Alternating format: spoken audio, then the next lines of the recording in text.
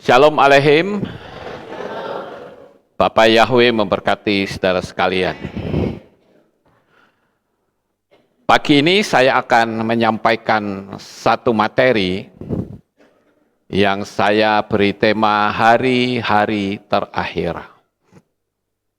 Namun sebelumnya saudara-saudara, saya akan perkenalkan pagi ini ada beberapa jemaat yang baru pertama kali hadir di tengah-tengah kita, yaitu Bapak Hasan Tanjaya dan Ibu Ernani dari Taman Semaran Indah, Jakarta. Bisa berdiri di tempat, Bu? Ya, silahkan dikasih salam Bapak Ibu. Bapak Yahweh memberkati, senang sekali bisa bersama dengan kami beribadah di tempat ini. Kemudian yang kedua yaitu Bapak Hartono Wijaya dari Agung Permai, Jakarta. Bisa berdiri Pak, ya kasih salam saudara, ada di belakang sana. Haleluya. Ya, baik Bapak Ibu, kita akan mendengarkan firman Tuhan. Pagi ini sebetulnya ada yang mau bersaksi nih. Pak Kris, mana Pak Kris? Mungkin nggak datang pagi ini ya, sore hari datangnya. It's okay. Baik Bapak Ibu, saya akan ajak untuk kita bersama-sama merenungkan firman Tuhan. Kita buka di kitab Matai atau kitab Matius, pasal 19 ayat 30. Kita lanjut, ada beberapa ayat yang akan saya bacakan untuk saudara yang menyatakan tentang hari-hari terakhir. Yang pertama di kitab Matai 19 ayat 30, demikian bunyinya. Tetapi banyak orang yang terdahulu akan menjadi yang terakhir, dan yang terakhir akan menjadi yang terdahulu. Kemudian di kitab Matai pasal 20 ayat 16 dikatakan, demikianlah orang yang terakhir akan menjadi yang terdahulu, dan yang terdahulu akan menjadi yang terakhir. Kita baca lagi beberapa ayat, Matai atau Matius 27 ayat 64. Karena itu perintahkanlah untuk menjaga kubur itu sampai hari yang ketiga. Jikalau tidak, murid-muridnya mungkin datang untuk mencuri dia. Lalu mengatakan kepada rakyat, ia telah bangkit dari antara orang mati, sehingga penyesatan yang terakhir akan lebih buruk akibatnya daripada yang pertama. Ada 3 ayat lagi yang akan saya baca, saudara-saudara. Di dalam kitab Markus pasal 10 ayat 31, kembali ayat ini muncul. Tetapi banyak orang yang terdahulu akan menjadi yang terakhir, dan yang terakhir akan menjadi yang terdahulu. Satu lagi di dalam Lukas 13 ayat 30 juga bunyinya sama. Dan sesungguhnya ada orang yang terakhir yang akan menjadi orang yang terdahulu, dan ada orang yang terdahulu akan menjadi yang terakhir. Kemudian 2 Timotius 3 ayat 1. Ketahuilah bahwa hari-hari terakhir akan datang masa yang sukar. 1 ayat lagi, 1 Yohanan atau 1 Yohanes 2 ayat 18.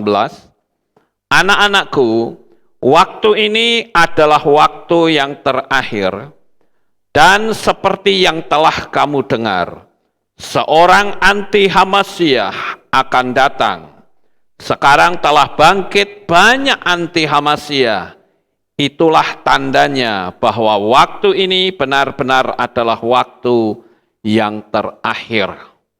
Saudara yang terkasih, beberapa kali saya mendengar banyak orang yang menceritakan tentang situasi dan keadaan serta kondisi yang ada pada saat ini. Kalau kita melihat dari ayat-ayat tadi, maka Tuhan itu memwarning kita supaya kita lebih berhati-hati, lebih waspada lagi, karena waktu ini adalah waktu yang terakhir. Kalau kita perhatikan tadi di kitab Matius atau Matius 27 ayat 64 dikatakan, karena itu perintahkanlah untuk menjaga kubur itu sampai hari yang ketiga.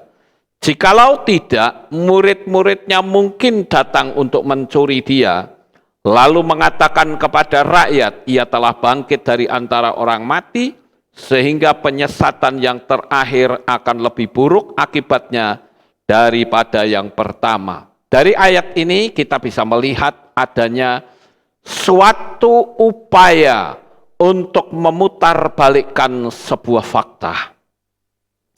Di sini ahli Taurat dan orang Farisi itu sebetulnya sudah tahu bahwa Yesua sang Mesias yang mereka salibkan itu dia akan bangkit.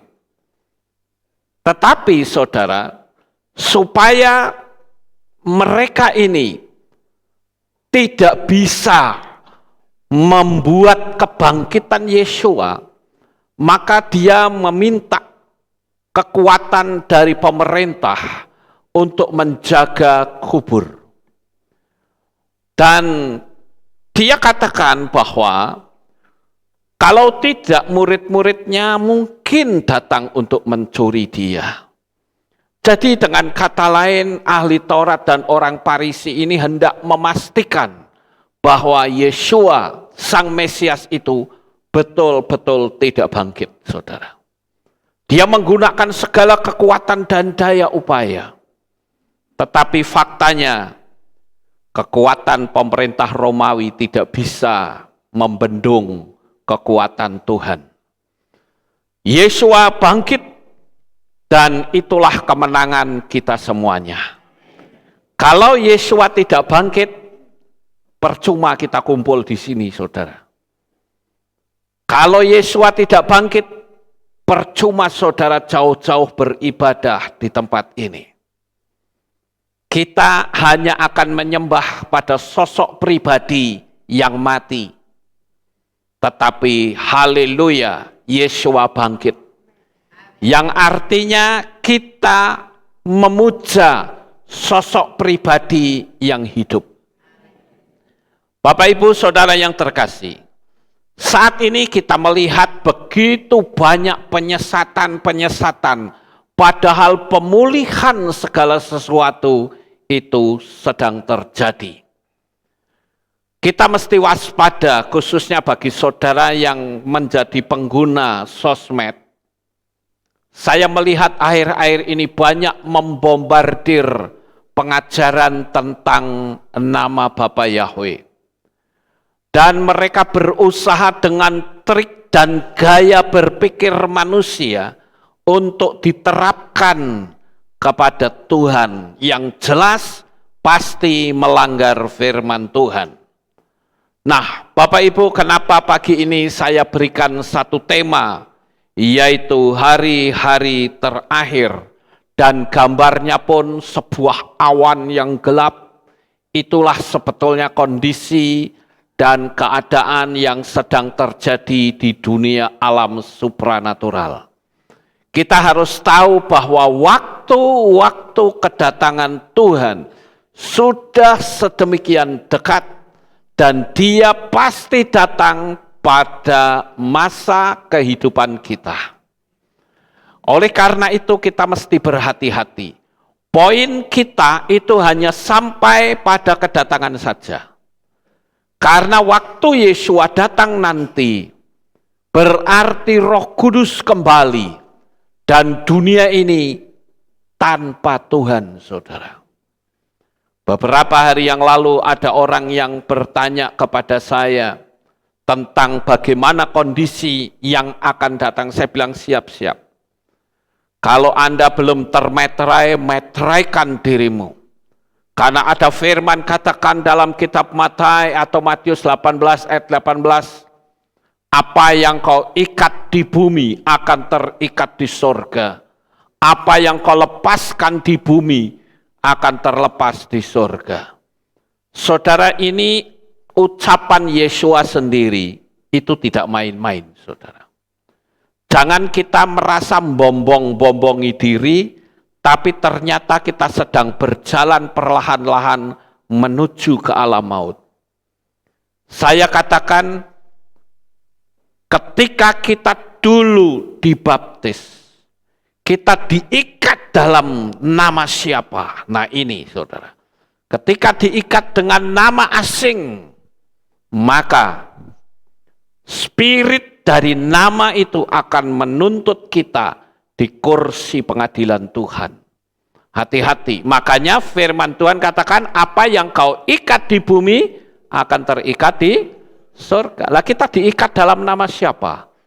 Ya, ketika kita sudah percaya kepada Bapa Yahweh, maka ikatan yang lama harus dilepaskan. Saya sangat bersukacita, saudara. Saya saat ini membaptis orang ratusan, saudara. Banyak sekali. Kemarin saja ada 3 orang dari Pasuruan datang ke sini. Jauh ya, saudara, dari Pasuruan. Di sini baptis cuman sebentar, kembali lagi. Dan itu dari kepercayaan lain, ya. Kalau saya sebut namanya saja, saudara pasti akan tahu bahwa itu bukan nama orang Kristen. Sekarang betul-betul kerajaan Samayim ini sedang menuai jiwa-jiwa, memasukkan nama-nama baru di dalam kitab kehidupan. Makanya di sini dikatakan banyak yang terdahulu akan menjadi yang terakhir. Orang yang mungkin Kristennya itu sudah puluhan tahun, bisa kalah dengan orang yang baru bertobat kemarin sore. Karena dia mau buka hati lebar-lebar. Sekali lagi, kalau sampai kita ketinggalan, saudara, kesengsaraan kita itu super dahsyat. Sekarang dunia ini masih ada Tuhan loh, masih ada Roh Kudus. Itu saja orang sudah merasa tidak nyaman hidup sekarang ini. Mau pergi kemana-mana dibatasi, ya. Tetapi kelak, ketika Roh Kudus sudah kembali, maka akan muncul satu aturan baru. Buktikan kata-kata saya. Khususnya bagi saudara yang tetap bertahan dalam kekeliruan. Karena ini kan streaming, jadi penontonnya dari mana-mana. Saya katakan, Anda yang bertahan dalam kesalahan yang menutup hatimu, buktikan kata-kata saya. Nanti akan ada sistem agama tunggal. Sistem agama tunggal ini sebetulnya sudah diresmikan di Jepang, saudara. Tetapi tiap-tiap agama itu masih boleh menggunakan aturan masing-masing. Tapi nanti akan muncul sistem agama tunggal. Dan semua agama di dunia ini akan dilebur menjadi satu. Tidak boleh pakai aturan sendiri-sendiri. Sekarang saja kondisinya kan sudah seperti itu, saudara. Aturan dari sononya langsung sampai ke seluruh dunia sama semua, saudara. Dan kita harus sungguh-sungguh. Mohon maaf, saya banyak menggunakan bahasa-bahasa yang supaya tidak kena take down. Ya, sekali lagi, untuk channel Lukas Sutrisno saat ini sedang di take down. Ya, jadi saya tidak bisa upload video baru sampai nanti tanggal 8 Agustus. Namun demikian, saya alihkan semua materi khotbah saya di channel Aleph Tau Ministry. Ya, jadi bagi Bapak Ibu yang ada di luar kota, yang saat ini sedang mengikuti streaming, dan mungkin teman-teman yang mengikuti dari channel Lukas Sutrisno, tolong bisa beritahu mereka bahwa untuk sementara channel Lukas Sutrisno dibekukan dulu. Ya, sampai tanggal 8 Agustus. Mungkin saudara bertanya, kenapa kok bisa seperti itu? Ya biasalah saudara-saudara. Kalau saya ngusik-ngusik si raksasa itu ya mesti dihentikan ya. Sekarang kan begitu, bukan cuma YouTube ya. FB juga begitu. Saya coba untuk mengalihkan video saya ke Dailymotion.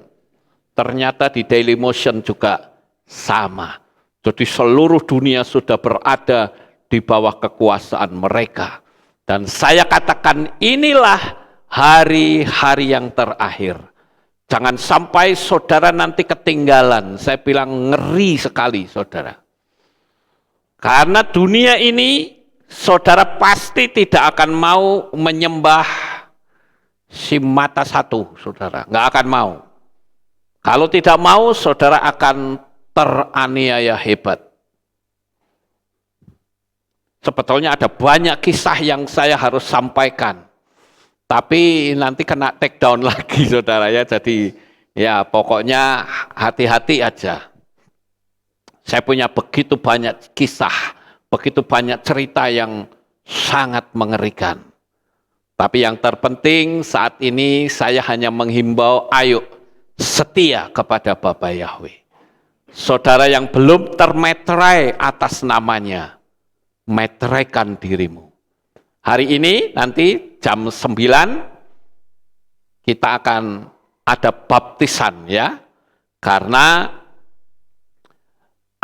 Ibu Ernani ini juga akan baptis pembaharuan di sini bersama dengan Bapak Hartono. Sekalipun beda Jakarta beda ya. Tapi nanti akan baptis pembaharuan. Bagi saudara yang mungkin belum, saya tunggu jam 9, saudara. Jangan terlambat, ya. Jadi kalau saudara memang ada yang belum baptis pembaharuan, cepat ambil pakaian, datang ke sini lagi, saya tunggu jam 9. Ya, ini betul-betul panen raya besar-besaran. Dan anehnya, saudara, masalah baptisan ini kita tidak saling komunikasi ya. Antara kehilat satu dengan kehilat lain, antara kita yang ada di Indonesia, yang ada di Amerika. Kenapa bisa gerakannya itu sama, saudara? Ini adalah ilham dari Roh Kudus. Kalau kita mau peka, gerakan ini betul-betul sedang luar biasa. Tetapi saya juga perlu kasih tahu bahwa ada orang yang tidak bisa digerakkan. Bahkan berusaha untuk mengcounter supaya gerakan ini terhenti. Nah, sekarang ini saudara-saudara, saya melihat bahwa pengagung Bapak Yahweh itu kan bukan cuma saya ya. Banyak ya saudara, bahkan tokoh-tokoh Kristen yang titelnya panjang juga sudah mulai banyak yang panggil nama Yahweh. Tapi anehnya yang diserang kok saya. Bingung saya saudara. Ya ada apa itu? Saya yakin karena power yang besar itulah setan gemetar saudara. Ya, saya akan coba untuk putarkan satu video. Nanti kita bahas bersama pernyataan dari orang ini. Ya, sudah ditaruh videonya. Oke, kita saksikan sebentar ya. Kita lihat saudara. Di dalam budaya Yahudi, jangankan kita nyebut Yahweh, YHWH, manggil bapaknya sendiri dengan namanya, itu kurang ajar banget. Di dalam bukunya Yahudi namanya buku Derek Eretz. Derek itu artinya jalan, bahasa Arabnya Torek. Eretz itu dunia. Di dalam buku teologi Yahudi, ini panduan semua orang Yahudi di saat kamu berjalan di dunia, supaya jangan sampai melanggar Taurat. Penjabaran hukum kelima, hormatilah ayah ibumu. Anda tahu? Ada aturannya 1, 2. Dan di salah satu klausul penjabaran di dalam buku Derek Eretz tentang hukum kelima, seorang anak Yahudi dilarang menyebut bapaknya namanya langsung karena kekurang ajaran. Pak Iwan punya anak? Namanya anak Pak Iwan siapa? Hah? Matthew. Lihat ya. Misalnya saya ini Matthew, anaknya Pak Iwan. Iwan. Kok diam aja sih lu ah? Wan. Namanya istrinya Pak Iwan siapa? Sri. Bojomu lo, suamimu lo, Iwan lo, kurang aja dipanggil gak noleh-noleh. Wan, tolong anterin aku sekarang karena aku harus berangkat. Aku janjian sama temanku. Nanti pulang tolong Iwan jemputan aku di rumah ini ku ya Wan ya. Kenapa kalian ketawa? Namanya Iwan toh? Kenapa ketawa? Aku Matthew ini anaknya Iwan. Bojone lah Sri toh. Iya Sri. Kita ketawa karena kita tahu apa yang barusan saya praktekkan di sini, ketidaksopanan dalam adat timur. Ini lancang bagi budaya ketimuran.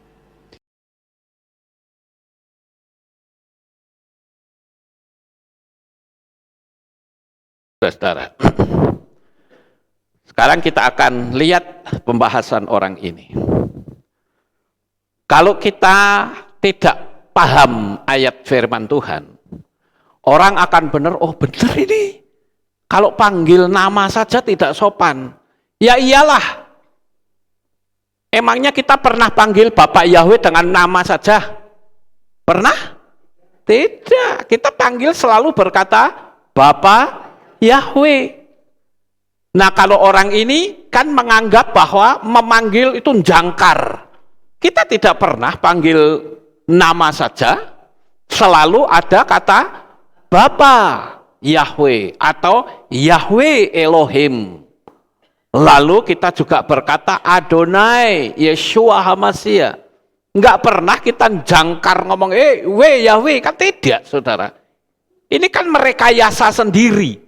Nah kita yang nggak ngerti, oh iya ya karena direkayasa. Paham nggak Bapak Ibu? Lalu yang berikutnya, kita tentu tahu bahwa ketika kita memanggil nama Yahweh, itu bukan kita dari diri kita sendiri, tapi diperintah oleh firman Tuhan. Supaya namanya dipanggil. 1 Tawarikh 16 ayat 8 atau Divre Hayamim Aleph pasal 16 ayat 8 dikatakan Hodulah Yahweh kir'u bismu, bersyukurlah kepada Yahweh, panggillah namanya. Sekali lagi, panggillah namanya. Sekali lagi, panggillah namanya. Ayo bareng-bareng, panggillah namanya. Disuruh loh. Bagaimana sih? Wong disuruh memanggil nama, kok enggak panggil? Mungkin bisa saja diartikan, saya enggak suka dipanggil nama. Ya kan kamu yang tidak suka, tapi pemilik nama sang pencipta itu sendiri ingin namanya dipanggil. Jangan diplesetkan lalu diputar balik. Kan lucu saudara-saudara. Orang ini merasa bahwa, oh aku paling benar. Ya silakan. Ini termasuk orang yang tidak bisa mengikuti gerak arus Roh Kudus. Ya. Karena sekarang ini luar biasa ya. Banyak sekali pernyataan-pernyataan yang katanya dari Tuhan. Tapi ketika ditanya, Tuhan itu namanya siapa?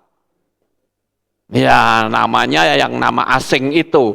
Saya ya jujur ragu toh. Ini yang ngomong ini Tuhan Bapak Yahweh atau bukan? Paham Bapak Ibu? Ya, jadi jangan dipelintar-pelintir. Ingat bahwa Adam dan Hawa jatuh dalam dosa. Itu karena dipelintir firman Tuhan. Bapak Yahweh berkata, semua buah pohon dalam taman ini boleh kamu makan buahnya. Namun ada satu buah pohon yang tidak boleh kamu makan, menjamahnya pun tidak. Karena pada hari engkau memakannya, pastilah engkau mati. Itulah buah pohon pengetahuan baik dan jahat. Tetapi dipelintir oleh setan dengan berkata, sekali-kali kamu tidak akan mati. Bahkan pada waktu engkau memakannya, matamu akan terbuka dan engkau menjadi seperti Elohim.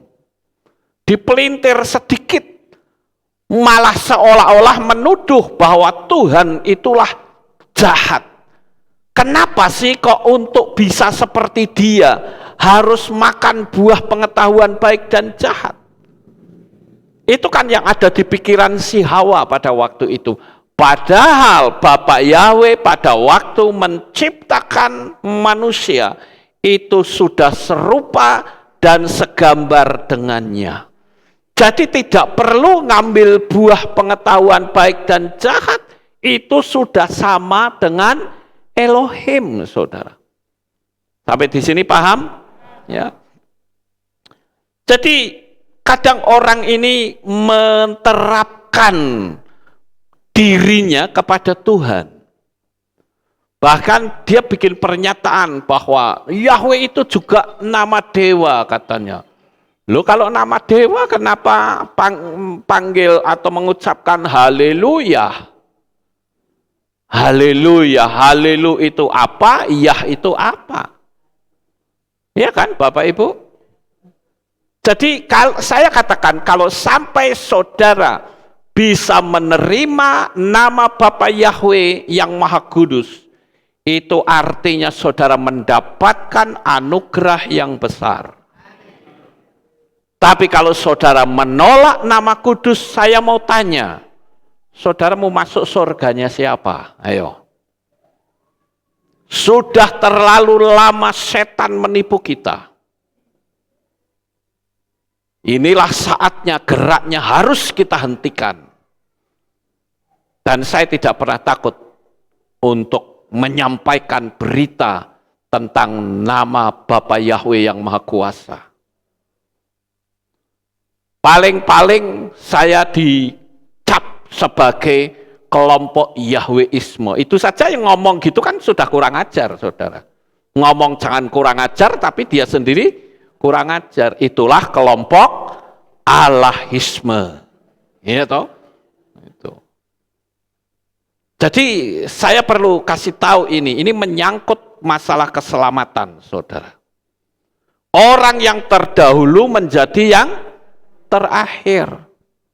Ada lagi yang bilang, ini orang tidak sekolah kok bisa ngomong begitu. Justru Anda terbuka harusnya. Kenapa yang orang sekolah titelnya panjang nama Bapak saja tidak tahu? Harusnya mikir, saudara. Ya kan? Karena firman Tuhan katakan, aku akan memakai orang bodoh untuk mempermalukan hikmat dunia. Kalau dibilang orang bodoh, saya bilang Tuhan ini loh, aku orang bodoh Tuhan. Pakailah aku menurut maumu.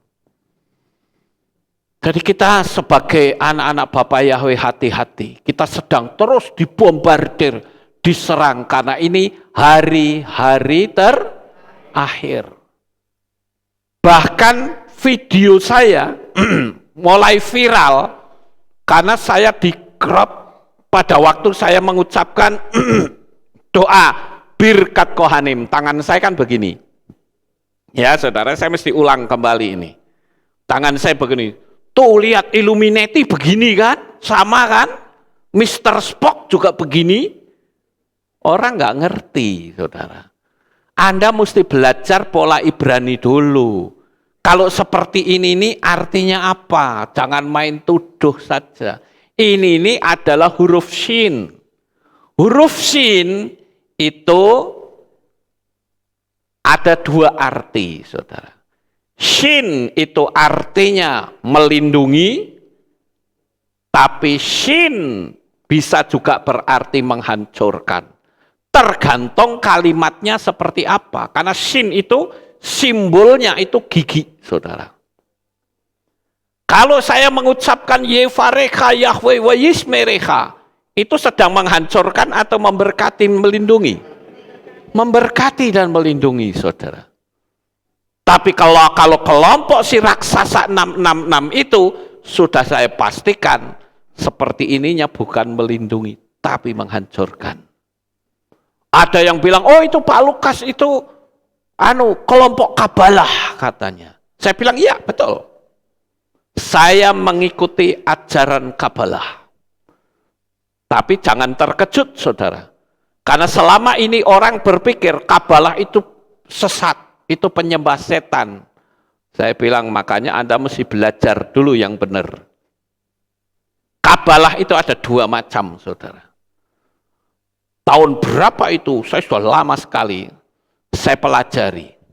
Kabalah itu ada 2 macam. Ada yang menyembah Bapa Yahweh, dan ada yang menyembah Lucifer, menyembah setan.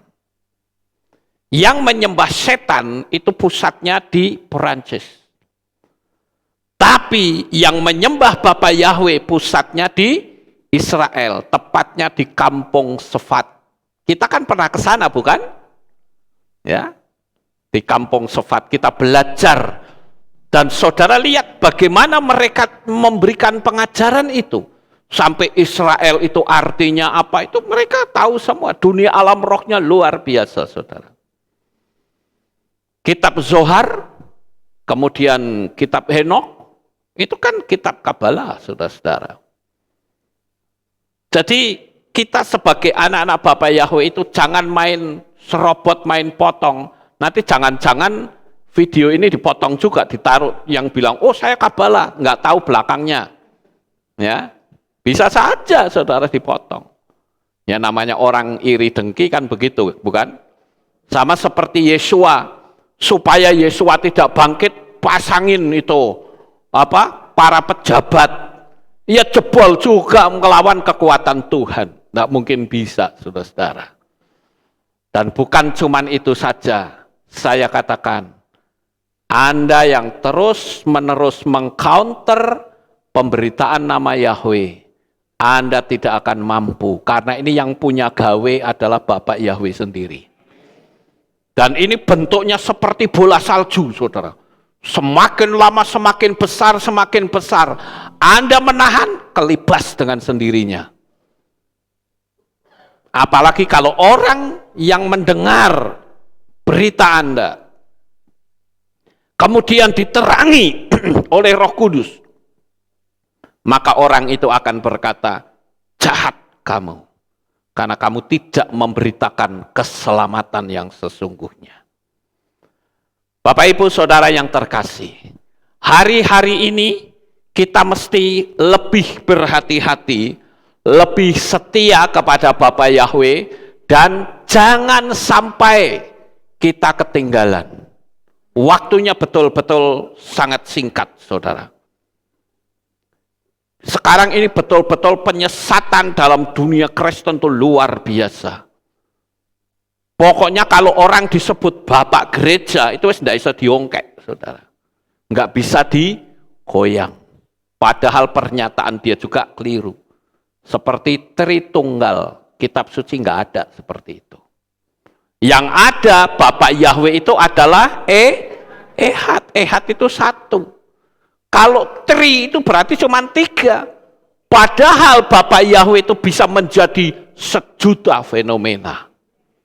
Apakah dengan 1.000.000 fenomena berarti ada 1.000.000 pribadi? Ya tidak, pribadinya 1, saudara. Nah kalau saudara cuma nontonnya 1 video saya kemudian diulas, ya saudara akan menuduh yang macam-macam. Ya.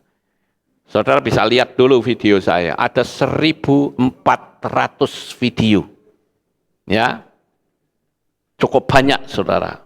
Saya membahas tentang motivasi, saya membahas tentang dunia alam roh, saya membahas tentang teologia, saya membahas tentang sejarah banyak sekali. Sehingga kita berada dalam sebuah koridor yang benar. Tidak a priori, saudara. Saudara mungkin belum pernah lihat. Saya punya video sumber konfliknya Israel. Saudara bisa lihat di channel saya. Ketik aja Lukas Sutrisno, belakangnya History in a Nutshell. Nah di situ saudara akan tahu bagaimana sejarahnya Israel dan Palestina ribut terus. Sudah ada semua lengkap saudara-saudara. Ya. Ada lagi yang berkata, Pak Lukas tidak pernah mengajarkan kedatangan Tuhan. Ya karena Anda nontonnya bukan yang seperti itu. Tapi kalau saudara lihat keseluruhan berkali-kali saya memberitahukan tentang kedatangan Tuhan. Kemarin ada satu orang juga dari Semarang yang saya baptis, saudara. Waktu itu dia berbincang-bincang sama saya. Duduknya jauh banget, saudara. Saya bilang, sini, duduk sini bareng sama saya. Dia bilang, aduh seumur-umur saya baru duduk di samping pendeta. Loh kenapa? Saya dari dulu nggak pernah, pendeta kalau saya dekati pasti pergi, saudara. Saya tanya, tahu kenapa kok didekati pergi? Nggak tahu Pak, ya karena Anda datang tidak pakai mercy. Ya. Mercy-nya itu cuma pamer gusi. Tapi kalau mercy yang beneran, nah pendetanya yang dekat Bapak, saya bilang begitu. Betul nggak saudara? Faktanya memang begitu. Dia bilang, aduh saya seumur-umur baru sekali ini saya duduk bersama pendeta berdampingan. Kasihan amat, Anda menjadi jemaatnya kok sampai pendetanya saja didekati tidak mau. Maka saya katakan, saudara mau deketin saya, setiap waktu bisa. Saudara telepon, cari saya bisa, gampang. Justru pendeta itu adalah orang yang paling mudah ditemui. Amin. Kalau nggak bisa, nggak usah jadi pendeta, nggak usah jadi gembala. Jadi pebisnis saja.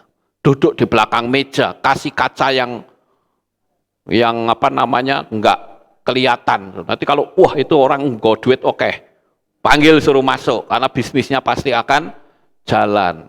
Pendeta nggak boleh begitu. Saya terus terang ya Bapak Ibu, kalau misalnya saya melihat manusia, saya sudah murtad. Dulu waktu gereja masih di nomor 6, ini kan nomor 20. Nomor 6, saya sempat undang seorang pendeta ternama.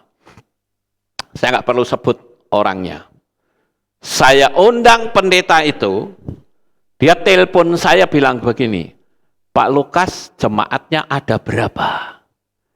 Saya bilang, ya kalau jemaat kami ya masih sedikit, namanya juga perintisan. Begini saja Pak, Bapak kumpulin semua jemaat gereja-gereja di Kota Magelang, nanti saya diundang. Oh gitu Pak ya, jadi kalau misalnya dari saya sendiri Bapak nggak bisa? Oh nggak bisa Pak. Oh terus syaratnya bagaimana? Nanti Bapak siapkan hotel yang terbaik di Kota Magelang. Ingat loh Pak, kami ini adalah hamba Tuhan. Jadi karena hamba Tuhan, harus diberi pelayanan yang terbaik. Supaya gereja Bapak diberkati oleh Tuhan. Oh iya. Itu cuma tak batin tok saudara. Dalam hati saya, sampai kiamat saya tidak akan panggil pendeta ini. Emangnya cuma dia tok yang bisa khotbah? Ya enggak Bapak Ibu? Jadi, kalau saya pikir, kenapa saya sampai heran sendiri, lo masa duduk sama saya saja kok kayak terkagum-kagum begitu. Saya ini manusia biasa. Saya bahkan tidak mau, ya kemarin ada orang yang minta tolong sama saya. Pak Lukas, bagaimana kalau nama Bapak itu, saya mau bikin TikTok pakai khotbah Bapak. Saya bilang, oke, silahkan. Kamu mau ambil khotbah saya, mau apa, masa bodoh. Tapi saya minta satu. Jangan tulis kata PS di depan nama saya. PS itu apa? PlayStation. PS itu pastor, saudara. Saya nggak suka jabatan itu. Ya kan dulu kan rame PS kan PlayStation, betul nggak? Ya. Jangan pula tulis saya EV, nggak perlu. Nggak usah pula tulis PDT, nggak perlu. Tulis saja Lukas Sutrisno. Kita semua sama di hadapan Tuhan. Amin. Dunia alam semesta itu tidak kenal ini si A, si B, si C, jabatan nggak kenal. Yang dikenal oleh Tuhan, hatimu dengan dia seperti apa. Itu yang Tuhan mau, saudara-saudara. Ya. Jadi saya katakan bahwa setan itu tahu waktunya sudah sangat singkat. Jadi dia mengeluarkan kekuatannya yang terakhir. Orang yang sudah memanggil Bapak Yahweh saja masih dicegat oleh setan untuk supaya diseret kembali masuk ke lingkarannya. Saya sudah sampaikan beberapa waktu, bukan? Orang bisa saja terseret karena perkawinan. Ya, ayo cinta Bapak Yahweh apa cinta ceweknya? Itu pilihan, saudara. Bisa juga karena pegawai. Ya, karena dia kerja, kalau nggak ngikutin dia, pecat. Semalam saya telepon-teleponan dengan seorang remaja putri yang mengalami banyak sekali hambatan. Ketika dia kerja, sudah bagus-bagus, bosnya tanya, kamu sudah terima tanda bilangan binatang itu? Oh tidak, saya tidak mau. Langsung dipecat, saudara. Loantang-lantung lagi. Ya. Nanti kerja mana lagi, tanyai lagi, pecat lagi. Berkali-kali dipecat. Nah sekali waktu dia ini, karena hujan, ada pemean, ya pemean tahu? Jemuran, jemuran yang karena gerimis di pinggir, saudara. Itu yang punya pakaian nggak terima. Kamu kenapa minggir ke pemean, jemuran, gitu. Kamu kalau sudah selesai ini nanti tak pecat, dipecat bener, saudara. Semalam dia telepon saya. Dia bilang, aduh Pak, ini bagaimana, saya remaja putri loh, saudara. Dia bilang, saya sekarang ada di depan mall. Dan sekarang mallnya mulai dimatikan satu-satu lampunya. Saya harus kemana? Ya karena dia di pulau lain. Nggak bisa dong. Ya kamu kesini saja, nggak bisa, saudara. Saya bilang, sudah, ayo kita berdoa saja. Dia minta tolong, saya tunjukkan beberapa nama di pulau itu. Dan ternyata tidak bisa memberikan pertolongan. Saya tidak tahu apa yang terjadi. Nah, sekarang saya ingin agar saudara itu menyadari. Hidup kita ini sudah tidak lama loh, saudara. Apa susahnya sih kalau menolong sesama orang yang mengagungkan Bapak Yahweh? Ya enggak Bapak Ibu? Saya lihat anak remaja putri ini kerjanya sungguh-sungguh. Dia selalu kontak saya. Ya, saya enggak perlu sebut namanya. Sampai dia itu akhirnya ngedeprok di depan mall sambil nangis, saudara-saudara. Saya harus kemana? Saya tidak mau kembali ke keluarga saya karena saya diusir karena saya tidak mau menerima tanda bilangan binatang itu. Saya diusir oleh adik saya. Keluarga saya membuang karena tanda binatang itu. Hebat ya saudara, spiritnya, lihat itu. Ngeri sekali saudara. Sampai akhirnya saya bilang begini, usahakan kamu bagaimana, dia kan baru dapat gaji. Usahakan kamu bagaimana, lari ke sini, saya katakan begitu.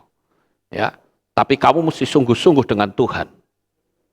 Dan saya bilang, coba kamu sebagai anak Bapa Yahweh, jangan takut menghadapi hal-hal kayak begini. Saya doakan, malam itu saya doakan, saudara. Dia nangis, nggok. Bayangin aja, bilang, kamu nginep aja di kantor polisi. Waduh, kantor polisinya jauh, Pak. Dia nggak punya apa-apa, saudara. Dia bilang, ya cari pompa bensin juga jauh. Kasihan juga, saudara. Ya. Apa, kamu cari gereja nggak ada daerah sini. Ya ampun. Akhirnya saya bilang, ya udahlah kamu tidur di emperan dulu lah, nggak apa-apa. Ya, ini menjadi kesaksian yang indah buat kamu. Saya bilang begitu. Padahal dia kerjanya sungguh-sungguh loh. Kenapa? Karena saya monitor terus. Tapi selalu disingkirkan, diusir hanya karena tanda bilangan binatang itu. Spiritnya ngeri ya, Bapak Ibu. Gitu. Jadi kita sebagai anak-anak Bapa Yahweh, kita mesti berhati-hati. Nah, saudara yang terkasih, kita lihat ada orang yang mengatakan bahwa nama Bapa Yahweh itu tidak boleh disebut. Padahal kitab suci menyuruh menyebut. Makanya ada orang yang ngomong seperti itu, saya bilang, ini nampaknya benar, tapi sebetulnya salah. Ya Bapak Ibu, makanya saya katakan ada seperti ini, uang asli dan uang palsu. Sama nggak saudara? Sama? Sama bukan? Tapi kalau saudara teliti betul, saudara akan tahu bahwa ini palsu, ini asli. Nah, jangan sampai saudara itu terkecoh karena yang ngomong itu orang yang bertitel. Maaf, saya bukan melecehkan orang bertitel. Sekarang saya tahu ternyata orang bertitel itu cuma bikin naskah, saudara. Bikin naskah, diajukan, terus digodok bersama, nanti bisa mempertahankan disertasinya, nanti dapat titel 1. Pengen dapat titel lagi, bikin naskah lagi. Bikin penyelidikan lagi. Cuman seperti itu, saudara. Ya. Jadi jangan sampai di hari-hari terakhir ini, kita malah yang dulunya ada dalam kepalsuan, dikasih tahu loh, iki duitmu iku palsu. Ora, pokoknya aku seneng iki. Ini bagaimana, saudara? Betul nggak, saudara? Ya. Kalau ditunjukkan yang asli, ya kita harus terima. Coba kita renungkan, kenapa nama Bapak Yahweh ini menyebar ke seluruh penjuru dunia, bukan cuma di Indonesia saja. Karena ini adalah pemulihan segala sesuatu. Kita lihat lagi. Nah ini, sama nggak saudara? Ini lem G namanya. Orang nyebutnya lem Korea. Ada yang nyebut lagi lem setan. Ya, terserah orang nyebut apa. Tapi ini kan sama. Ya kan? Tapi sebetulnya ini yang palsu, ini yang asli. Saya tahu, saudara, karena saya sering pakai lem ini. Yang palsu itu yang seperti apa, yang asli seperti apa. Ya. Kelihatannya sekilas benar, ini asli. Tapi begitu dibandingkan sama yang sebenarnya, gelo, saudara. Waduh, lah kok jebule palsu. Saya juga pernah beli lem G ini. Pada waktu saya lihat, oh palsu. Ya. Karena apa? Karena ciri khas yang asli dan palsu itu kalau diteliti kelihatan. Terus telur. Sekarang tuh gila-gilaan, telur saja dipalsu, saudara.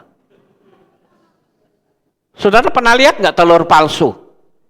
Belum bukan? Ada itu telur palsu itu ya. Dalamnya itu kan ada kelamatnya tuh. Tahu nggak kelamat? Itu kelamatnya itu kayak kertas, saudara-saudara. Kalau yang asli nggak begitu. Tapi bentuknya sama persis, orang yang nggak ngerti. Mungkin kalau saya nggak ngerti. Apalagi saya nggak pintar masak, saudara. Saya bisanya masak ya Indomie, masak air. Kalau masak macam-macam nggak bisa. Saya disuruh membedakan ini sama ini, nggak tahu saya. Jadi sekarang ini betul-betul mengerikan kondisi keadaan yang ada dalam dunia rohani. Makanya waktu yang lalu saya sempat bikin satu materi yang saya beri tema fenomena aneh. Masih ingat? Ya. Dari dulu nama Tuhan tokoh agama manapun nggak pernah berubah. Hanya Tuhannya orang Kristen yang berubah menjadi nama Arab dan Yunani. Aneh bukan, saudara? Ya. Nah, saya ambil contoh ini saja. Ini kan gambar apa ini? Yesus ya, saudara. Ya. Lihat, yang orang Afrika gambarnya Yesusnya hitam. Ya. Kalau yang orang Cina, Yesusnya matanya sipit. Loh, saya pernah lihat itu langsung di Israel, saudara. Yang dari Indonesia, itu kayak Nyi Roro Kidul. Loh ya betul. Saya nggak bohong, saudara. Ya. Saya lihat itu. Ya. Ini kan banyak versi, saudara. Ya. Dan semua versi ini salah semua, saudara. Cuman sayangnya harusnya dari Jawa ya, Yesusnya pakai belangkon. Wah, itu keren, saudara. Kita harus hati-hati ya, penyesatan di akhir zaman ini. Nggak main-main, saudara. Karena waktunya sudah sedemikian dekat, dan dia ingin manusia itu tersesat. Nah, coba saudara lihat itu. Ini. Ya. Alasannya mereka seperti itu adalah kontekstual dan hukum kasih karunia. Dan ini saya katakan adalah pemerkosaan ideologi Ibrani. Saya sudah pernah menyampaikan hal ini. Ya, ini saya ambil dari materi saya yang judulnya Perjanjian Baru diperkirakan mitos dari Dewa Mitra. Ya, Perjanjian Baru diperkirakan hanya mitos dari Dewa Mitra. Kalau saudara yang ada di berbagai belahan dunia manapun, coba dilihat video saya. Ya, itu saya bikin kira-kira 7 tahun yang lalu, saudara. Makanya saya bilang, saya lebih suka menggunakan teks Ibrani, bukan mau sok-sokan, tidak. Tapi kalau saya menggunakan pola Yunani, itu sudah tercampur ideologi Helenisme, Helenisasi. Mitos-mitosnya dimasukin semuanya. Dan saudara tahu, saya perlu kasih tahu ya, kata iblis, itu saja tidak tepat di kitab suci kita. Kenapa? Karena kata iblis itu hanya ada di Quran, saudara. Di surat Asyod, surat Ar-Rahman, dan surat Al-Hijr. Dikatakan bahwa iblis itu adalah makhluk yang dibuat dari api. Padahal dalam teologi iman kita tidak ada makhluk yang dibuat dari api. Beda bukan? Nah, seperti yang di kitab suci kita ditulis iblis, iblis, iblis, iblis. Itu tulisan Ibraninya Shin Tet Nun. Dibaca Satan. Dan kita tidak pernah melihat ada orang keiblisan. Yang ada orang kesetanan. Ya, Bapak Ibu. Ya. Dan saudara lihat ini persamaannya. Ya. Kemudian sekali lagi Kenapa saya tidak menggunakan konsep Yunani? Karena ada mitos. Kan sekarang kan banyak pendeta yang ngomong gini, yang tidak percaya akan dimasukkan ke Hades. Mungkin saya katakan, kenapa sih tidak menggunakan pola Ibrani saja dengan kata Sheol atau Gehenna? Kan lebih enak, saudara, karena itu asli. Tapi kalau sudah berkata Hades, itu sudah tercampur mitos Yunani. Saudara tahu, Hades itu adalah mitologi alam dewa, ya, bahwa di tempat penyiksaan, orang boleh nyebut itu neraka, dijaga oleh anjing berkepala 3 yang bernama Kerberus, atau bisa menyebut Cerberus. Pokoknya ada anjing berkepala 3 yang menjaga alam maut itu. Padahal dalam kitab suci kita tidak ada di situ. Jadi saya ini punya keinginan untuk melurus-luruskan yang keliru. Orang kalau berdoa tangannya mesti ditutup. Saya bahkan berani bayar siapapun yang bisa menemukan ayat. Orang doanya ditutup, 1 ayat tak bayar 1 juta. Enggak ada, saudara. Semua orang Yahudi kalau berdoa tangannya mesti dibuka. Lah kalau disuruh tutup, itu pengajaran dari siapa? Pasti bukan dari pola Ibrani. Amin. Apalagi guru-guru sekolah minggu ngajarin salah lagi. Anak-anak, sekarang kita berdoa ya anak-anak, tutup mata, lipat tangan, awas lo ya, kalau ada yang berani ngintip, diculek matanya sama Tuhan. Itu kan nggak benar, saudara, ngajarin begitu. Saya bukan ngarang loh, ucapan itu terngiang-ngiang ketika saya dulu pernah sekolah minggu. Jadi begini-begini juga lulusan sekolah minggu, saudara. Ya. Jadi ngajari keliru. Ngajari lagi, kenapa persembahannya Kain ditolak, persembahannya Habil diterima? Karena persembahan Habil itu asapnya membubung tinggi terus sampai ke surga. Kalau persembahannya Kain tidak diterima karena asapnya mubat-mabit ke sana kemari. Itu di mana ayatnya? Nggak ada, saudara. Jadi saya menghimbau di sini juga ya, guru-guru yang ngajarin anak-anak, ngajarin yang benar. Supaya anak itu punya konsep teologi yang benar. Amin. Ya. Saya katakan seperti ini agar saudara paham. Ya. Nah ini apa namanya, video saya yang di atas itu ya. Itu yang judulnya Perjanjian Baru diperkirakan hanya mitos dari Dewa Mitra. Itu ada kesamaan antara Yesua dengan Dewa Mitra. Persis sama. Bedanya di mana? Silahkan dengerin sendiri. Ada bedanya. Namanya asli dan palsu. Kalau asli pasti mau ditandingi sama yang palsu.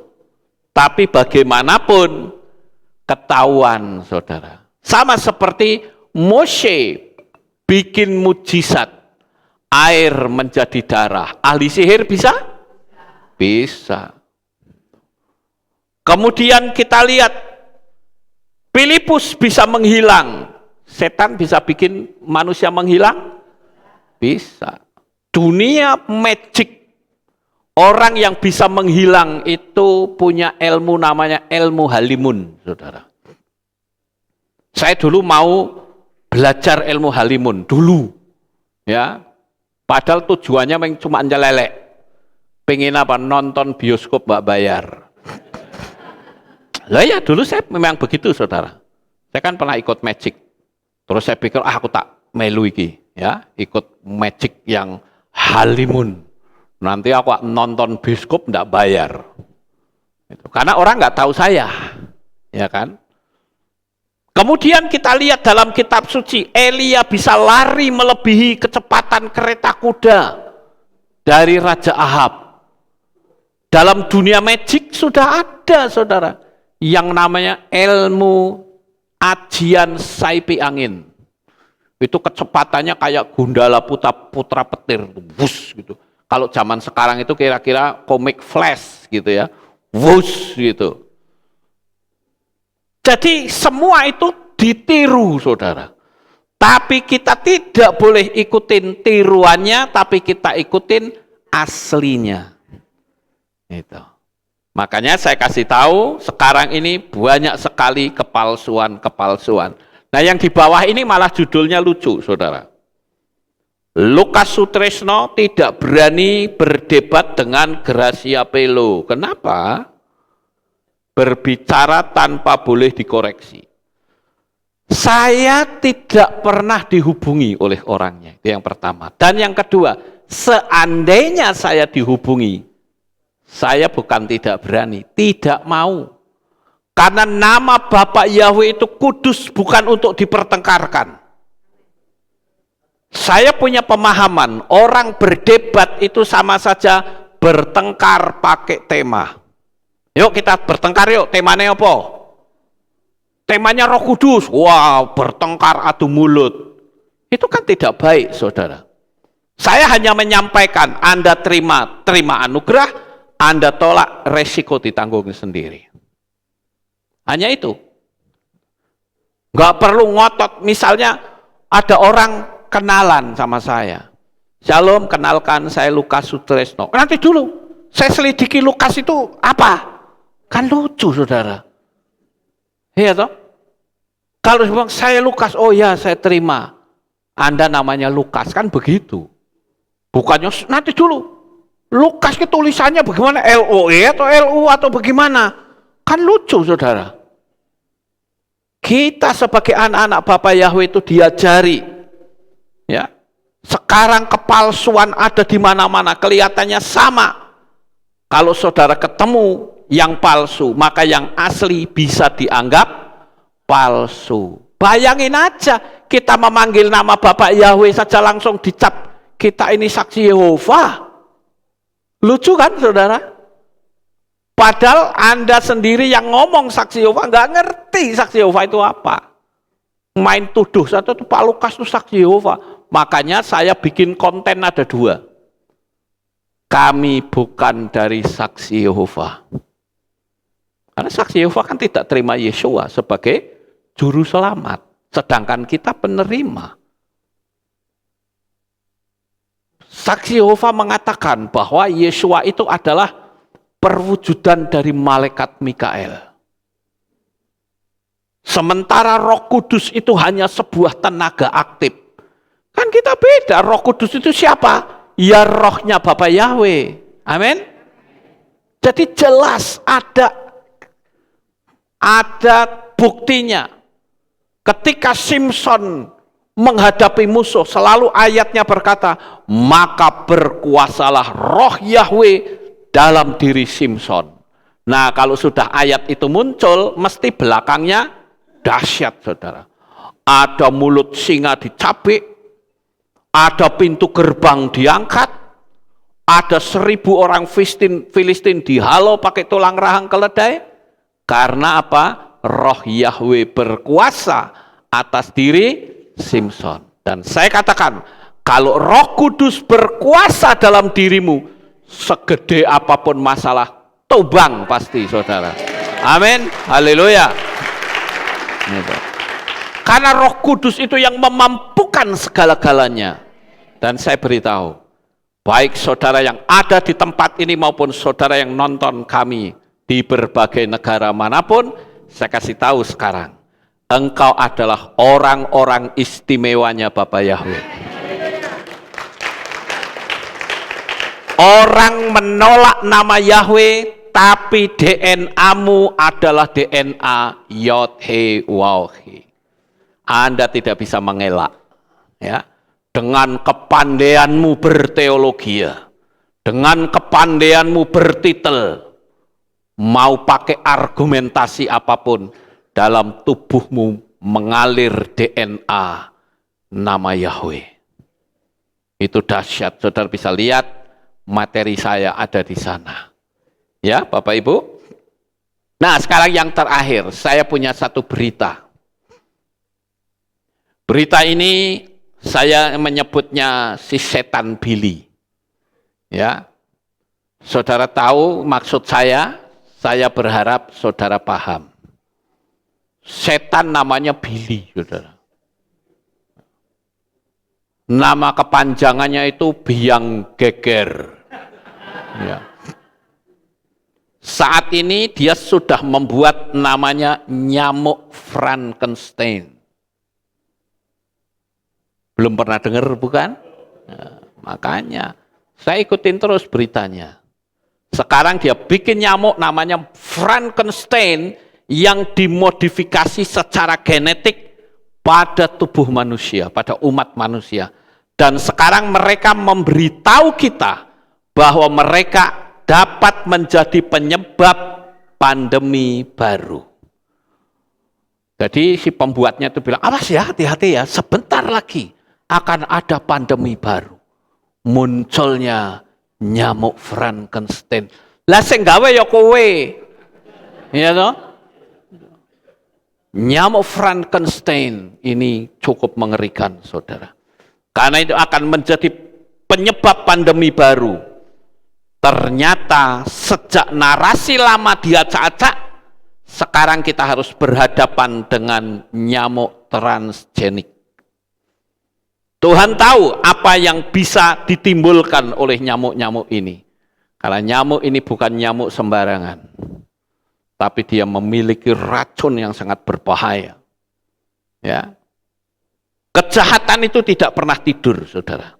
Jadi pastikan untuk tetap waspada. Percayalah, andalkan Bapak Yahweh. Mati sekarang, mati besok, mati lusa, sama saja. Tidak usah takut. Selama saudara percaya dengan nama Bapa Yahweh, termeterai atas namanya, mau mati kapanpun, Anda pasti selamat sampai di Samayim. Dan di sana kita akan langsung dijemput oleh Yeshua HaMashiach. Dan saya yakin kita akan nangis kelenjengan di situ, saudara. Kenapa? Karena Yeshua berkata, masuklah hai anakku yang kukasihi. Aku sudah siapkan mahkota kemuliaan untukmu dan rumah tempat tinggal yang kau miliki. Dan saat kita lihat rumahnya, kita terbengong-bengong. Belum pernah ada rumah seindah apapun di dunia ini seperti rumah saudara semua di Samayim. Ya, jadi bertekunlah terus, setialah sampai mati. Sukses besar untuk saudara. Bapak Yahweh memberkati. Haleluya. Kita tunduk kepala dan kita akan berdoa. Kami mengucapkan terima kasih dan syukur kepadamu ya Bapa. Pada pagi ini kami bersama-sama telah mendengarkan renungan firman-Mu. Biarlah apa yang kami dengar saat ini menjadi berkat bagi umat-umat-Mu semua. Terima kasih ya Bapa. Buatlah kami semakin setia, karena kami tahu waktunya sudah tidak lama lagi. Terpujilah Engkau di dalam nama Adonai Yeshua HaMashiach, kami sudah berdoa. Amin. Kita akan dengar pengumuman. Shalom, berjumpa kembali dalam Aleph Tau Update News. Berikut pengumuman minggu ini. Info Hari Raya.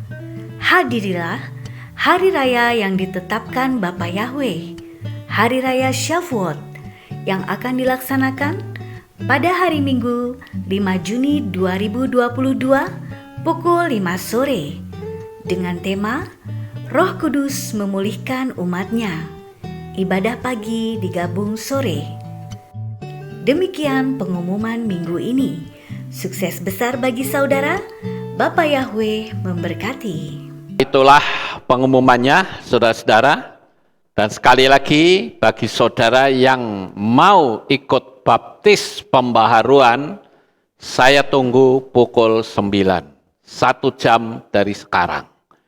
Kita akan akhiri ibadah kita pagi ini. Saya mengundang jemaat Tuhan kita bangkit berdiri. Kita akan tutup dalam doa.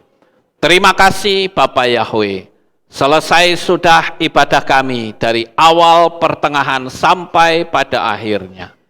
Sebentar lagi anak-anak-Mu akan kembali pulang ke rumah mereka masing-masing. Jaga, lindungi, peliharakan mereka sampai di rumah dengan selamat. Pertemukan kembali pada jam-jam ibadah mendatang di dalam ikatan tali kasih-Mu. Terima kasih Bapa, Engkau teguhkan anak-anak-Mu yang ada di berbagai belahan dunia manapun yang mengikuti streaming kami pada pagi ini. Terima kasih Bapa, kami serahkan seluruh umat-umat-Mu di dalam tangan-Mu. Berilah mereka kesehatan, kekuatan, damai, sejahtera, keamanan, dan berkat. Inilah doa syukur yang kami naikkan di dalam nama Adonai Yeshua HaMashiach. Kami sudah berdoa. Mari kita angkat tangan kita dan kita akan menerima berkat Kohanim. Haleluya. Yevarechecha Yahweh wa yishmerecha.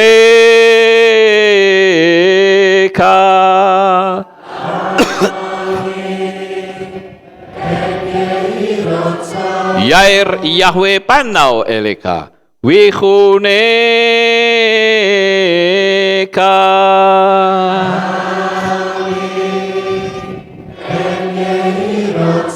Yesa Yahweh panau eleka wa yashem lecha shalom.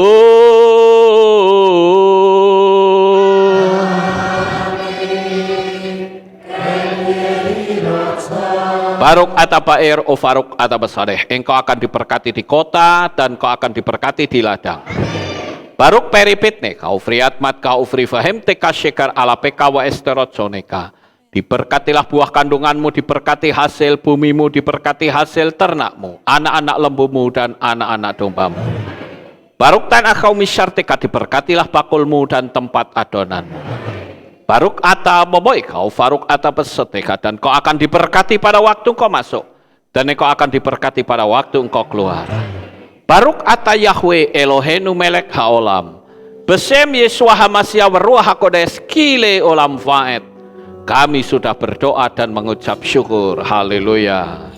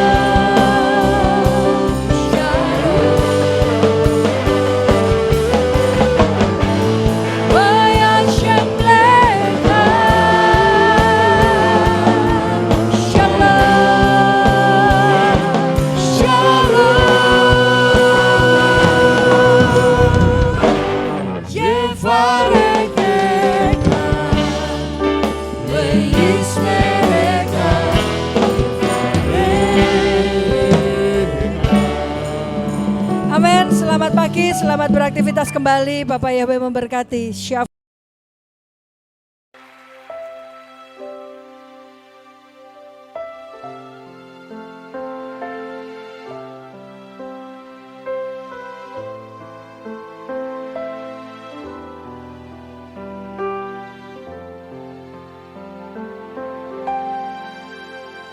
Yeshua, ku datang bersujud dan menyembah di hadapan-Mu.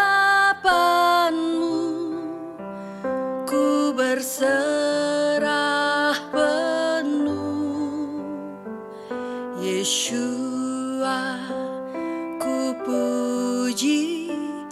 segala perbuatanmu yang ajaib bagiku, bagi hidupku.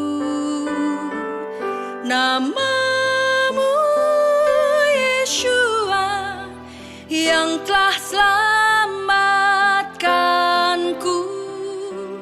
Kau berikan hidupmu disiksa bagiku. Namamu Yeshua yang ubah hidupku, cara hidup lamaku menjadi baru.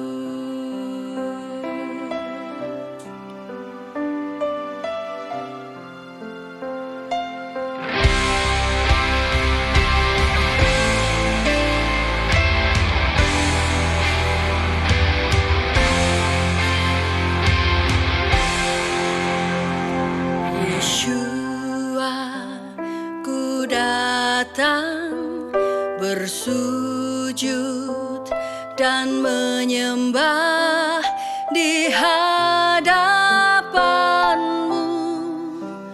Ku berserah penuh. Yeshua, ku puji segala perbuatanmu yang ajaib bagiku, bagi hidupku. Namamu Yeshua yang telah selamatkanku. Kau berikan hidupmu disiksa bagiku. Namamu Yeshua yang ubah hidupku, cara hidup lamaku menjadi baru. Namamu Yeshua yang telah selamatkanku, telah mati hidup lamaku, ku lahir baru.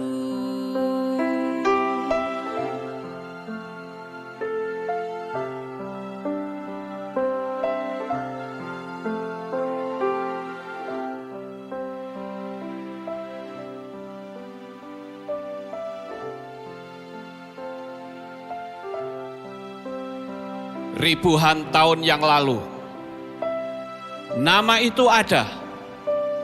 Sebelum dunia dijadikan, nama itu sudah ada. Namun, nama itu seolah tenggelam. Namun dia tidak pernah tenggelam. Ehyeh, Asher Ehyeh. Aku ada yang aku ada. Dia ada untuk memberikan keselamatan. Dia ada untuk membawa kita kehidupan. Dia ada dari kekal sampai kekal. Dia Elohim Abraham, Yitzhak dan Yakov. Dia Elohim Israel. Dia juga Elohim atas Indonesia. Dia Elohim yang memulihkan Israel. Dia Elohim yang memulihkan Indonesia. Diberkatilah Israel. Diberkatilah Indonesia. Di dalam kitab Yesaya pasal 43 ayat yang ke-11, Di dalam bahasa Ibrani dikatakan, Anoki, Anoki, Yahweh, wa'ain mibal adai Mosia. Akulah Yahweh, dan tidak ada juru selamat selain aku. Namanya adalah jaminan keselamatan. Namanya yang membebaskan kita. Namanya yang membuat kita menjadi selamat. Namanya Yahweh, Elohim keselamatan kita. Haleluya.